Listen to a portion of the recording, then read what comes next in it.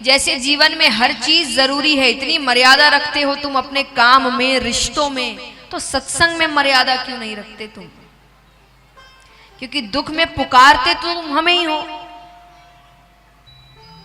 लेकिन सत्संग नहीं करना चाहते। हम इतने बड़े बड़े लोगों से पहचान रखना चाहते हैं। सब चाहते होंगे, यहाँ पे कितने हैं जो बड़े बड़े लोगों से पहचान रखना चाहते हैं? कौन कौन है, हाथ उठाना। देखिए झूठ तो बोलिए मत जो नहीं उठा रहे।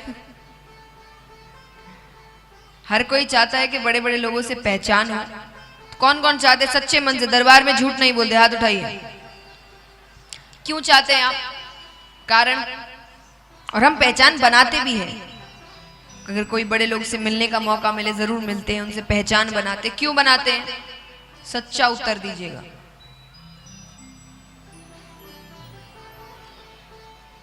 जोर से। हाँ, कोई काम हो तो समय पर काम आ जाएंगे, है ना? यही कारण होता है कि कोई काम हुआ तो ये काम आएंगे।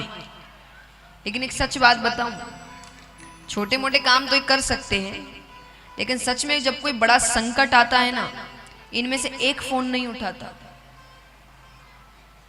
इनमें से एक फोन नहीं उठाता। और तब काम कौन आता है? जिससे रिश्ता बनाने में आप एक मिनट नहीं देते, एक मिनट नहीं देते हम इससे रिश्ता बनाने में। और सच में जब बड़ा संकट आता है, काम सिर्फ ये आता है। तो इसीलिए इसका मतलब ये नहीं कि आप काम ना करें, लोगों से पहचान ना बनाए। भगवान ने भी क्या कहा? तुमने हर चीज में मर्यादा रखी है। तुम काम समय पर जाते हो, ऑफिस, जो भी ऑफिस जाते होंगे समय पर जाते होंगे कि मन से जाते जाएंगे नहीं। तो भगवान कहते हैं कि हर चीज में मर्यादा है।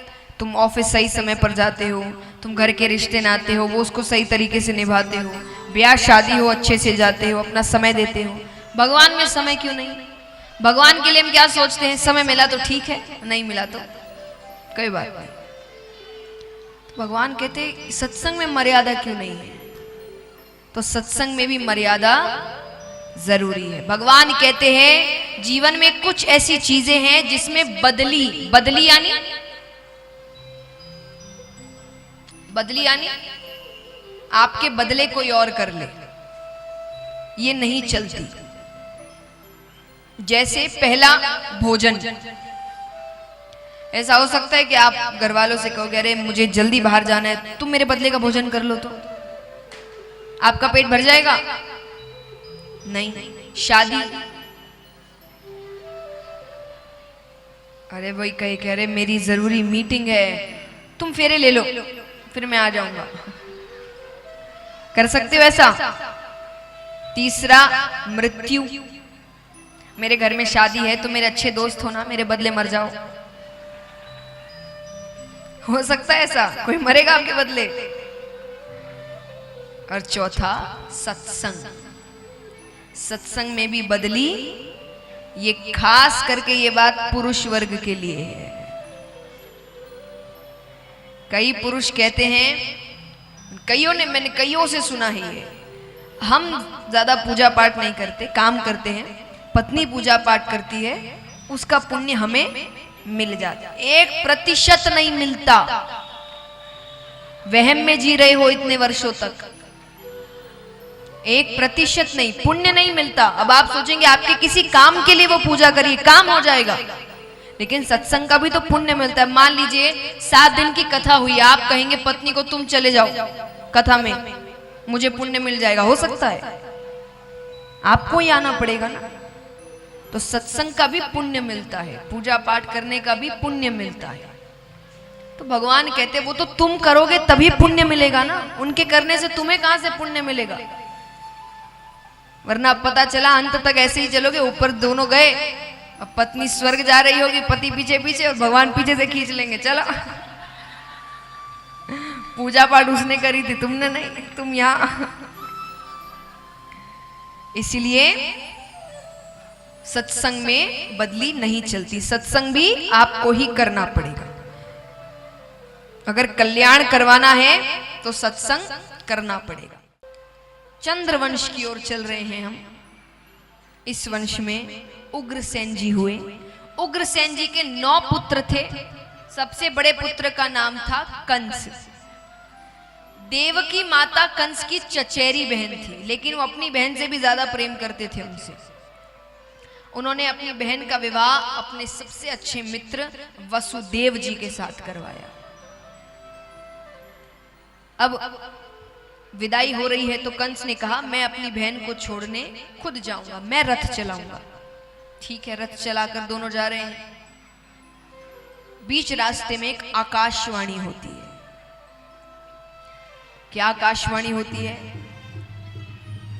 हे मूर्ख कंस, जिस बहन को इतने प्रेम से लेकर जा रहा है उसी बहन की 8वीं संतान तेरा काल बनेगी, तेरे मृत्यु का कारण बनेगी। एक बार के लिए कंस बड़े क्रोधित होते हैं, फिर जोर जोर से हंसने लग जाते हैं। अरे कंस कहते काल तब बनेगी जब पैदा होगी। मैं देवकी को ही मार दूंगा तो संतानें कहां से होगी? तलवार निकालते हैं, मार नहीं लगते हैं कि बीच में वसुदेव जी आ जाते हैं। वसुदेव जी कहते हैं तुम्हें खतरा बच्चों से है ना, 8वीं संतान से है, वो भी मैं वचन देता हूं मैं अपनी हर संतान तुम्हें ला कर दूंगा, देवकी को कुछ मत करो। ठीक है, मान जाते हैं। दोनों को कारागार के अंदर डाल दिया जाता है।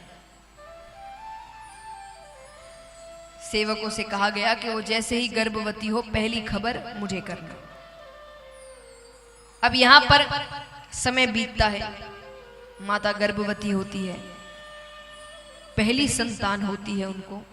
जैसा वचन दिया था वसुदेव जी अपनी पहली संतान को लेकर कंस के पास आते हैं। बालक कंस को देते हैं। अब कंस उस बालक को देख रहा है, इतना मासूम चेहरा, इसने मेरा क्या बिगाड़ा है? मुझे खतरा 8वीं संतान से है, मैं पहली को क्यों मारूं? अपनी बहन का बच्चा है। एक बार के लिए उनके मन में ममता के भाव आ गए। उन्होंने कहा ले जाओ, मुझे से कोई खतरा नहीं, मुझे 8वीं संतान से खतरा है। ये दृश्य नारद जी देख लेते हैं। नारद जी कहते हैं ये तो गलत हो रहा है, कंस के मन में ममता के भाव आ गए तो भगवान कैसे आएंगे? क्योंकि ममता के भाव का कारण भी है क्योंकि वो उनकी अपनी बहन है, वरना पाप करने में वो पीछे नहीं है कंस कभी। लेकिन बस अपनी बहन है तो ऐसा लग रहा है कि पहली संतान को क्यों मारूं, 8वीं को मारूंगा उससे खतरा है। तो नारद जी ने कहा ये थोड़ा गलत हो गया, ममता के भाव तो नहीं आने चाहिए। तो नारद जी कमल का पुष्प लेकर आते हैं। आकर कंस से कहते हैं जरा बताना तो इसकी पहली पत्ती कौन सी और 8वीं पत्ती कौन सी? कंस देखते हैं। कंस कहते हैं ये कैसा प्रश्न है, इसकी तो हर पत्ती पहली और हर पत्ती 8वीं है। नारद जी ने कहा उसी प्रकार आपको क्या पता उस कृष्ण ने कैसी गिनती करी है, क्या पता उसने उल्टी गिनती करी और पहली संतान ही 8वीं संतान निकले। कंस समझ गए नारद जी क्या कहना चाह रहे हैं। कंस कारागार के अंदर जाते हैं, उस बच्चे को गोद में उठाते हैं। देवकी माता चरणों को पकड़ती है, अरे आपने कहा था इससे कोई खतरा नहीं है, पैर की ठोकर मारते हुए चले जाते।